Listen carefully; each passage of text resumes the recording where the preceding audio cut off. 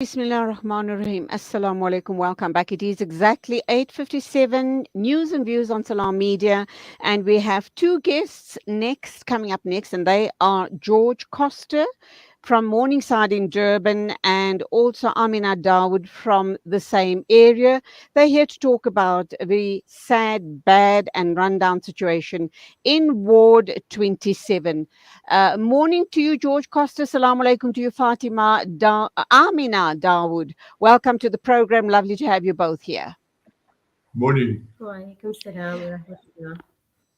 Okay, I presume you are here to complain about the sad state or the shocking state of the situation in your ward, and that is absolutely no service delivery. Do we start with you, George? What's on your mind regarding this horrendous situation that not only you and Amina find yourselves in, but all of us in South Africa? Yeah, good morning to you. It starts off with the area where we come down the hill, Earl Hague Road, into the area, and the park is on the left, and that is the front garden to our area. But nothing is done to this park anymore. I retired in 2006. And I took it on my own pat to try and look after the park because of the situation. I painted the fences, I fixed the swings, but it's not here for me to say this now, but it is in a shocking state. They've got signs up which the council have put up. They've already destroyed one of them, and it's been taken over by the community, the black community, as a soccer stadium.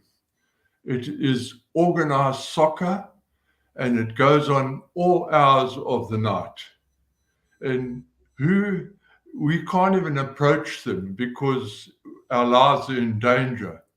The park is bare. It looks like a desert in the central flat area. But also where do those people, when I say there's about 50, 60 of them, where do they do their ablution?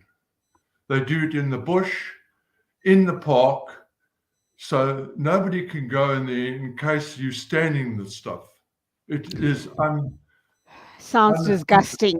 Amina, would you like to come in unreal. here? Amina, assalamu alaikum. Will you come in here? Let's just move that phone a bit and let's get you talking.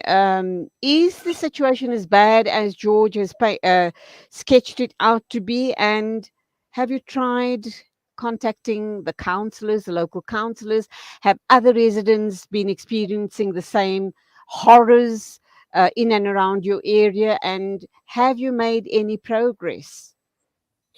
Assalamu alaikum, Julie. Thank you for having us on the show. I think more than this being a complaint, but it's actually heightening the awareness around us. And this is not a problem that is exclusive to Morningside, but it is all over eThekwini. So yes, it is as bad, if not worse, than what George is talking about. He's only highlighted on the one issue of there being the park in front, which is our front garden, which we've all taken care of over the years, which has now deteriorated. But this goes further than that. A few weeks ago, there was a taxi that was stuck in a sinkhole. It was all over the media. That sinkhole has not been fixed. We've reached out to the councillor. We've reached out to roads department. We've reached out to multiple departments. Even the residents at all of the residents have had these kind of interactions. We have issues with water daily. We even have a situation at the moment where a pipe on the main road was fixed over the weekend, and that was only because we had called in newspapers to see what was going on. Shortly thereafter, we had a team on site. They only work Saturdays and Sundays. God alone knows why. Exactly. When they come, they do shoddy workmanship. And if I were to tell you that the pipe was fixed on Sunday, George. No, it's only a temporary pipe. Right. That's because the main pipe is actually broken. It's Oh, the excavation nearly 3 to 4 meters deep in the middle of the road. And they've taken away all the safety signs. There's no safety barriers whatsoever. People can turn in, and they've dug a hole at the end of Dublin where it meets at the junction of Earl Hague, also about 3 or 4 meters deep. And they've Wide. connected this temporary pipe so that the houses up there can get water. And already one of the pipes have taken out and water spraying in the my air. goodness. They don't do any work during the week. I've got to So what? reiterate this. They All do not right. during the week. They only work weekends. What is the councillor saying about this? I presume you have approached your local ward councillor. You need to hold him or her to account. Amina? Um, Julie, we try and hold him accountable. We consistently met with the fact that it is from higher up. We consistently, this is consistently every single time that we approach him, he's always giving us his escalated matters, and it's not him, it's higher up.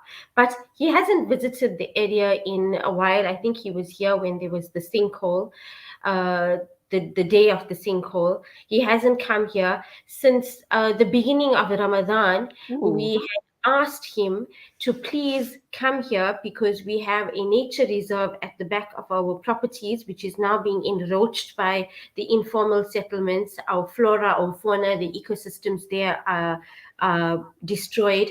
We have water issues, we have power issues, we have all of these issues. We called him from before Ramadan.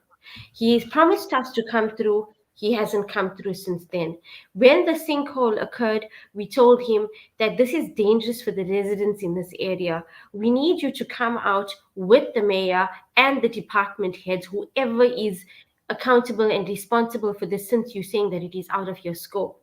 He still has not pitched up. We've had him on a group saying to us that the council meetings are, back to back, and we must understand that it takes weeks to get an appointment with these people. And still, we have been waiting weeks. It has been weeks. okay. It just sounds like a horrendous story. It doesn't look like you guys are going to get any resolution with this guy. You need to name and shame him. You need to find out who he reports into. And I think you guys need to take to the streets to have this issue resolved. Who is the council? I've got to wrap up now because we've got to take the news. But who is the councillor? Let's name and shame him. It's Ernest Smith, Ernest Smith. Ward 27. He Well, actually go promised. out with your placards with his name on it and say you just haven't shown, you haven't met with us, and name and shame him. We'll try and catch up with you guys in a couple of weeks' time to hear if your issue has been resolved. Go directly to the mayor is all I can say. But thank you We, for sharing your story with us this morning. thank you. Thank you. Thank you so very much for your time.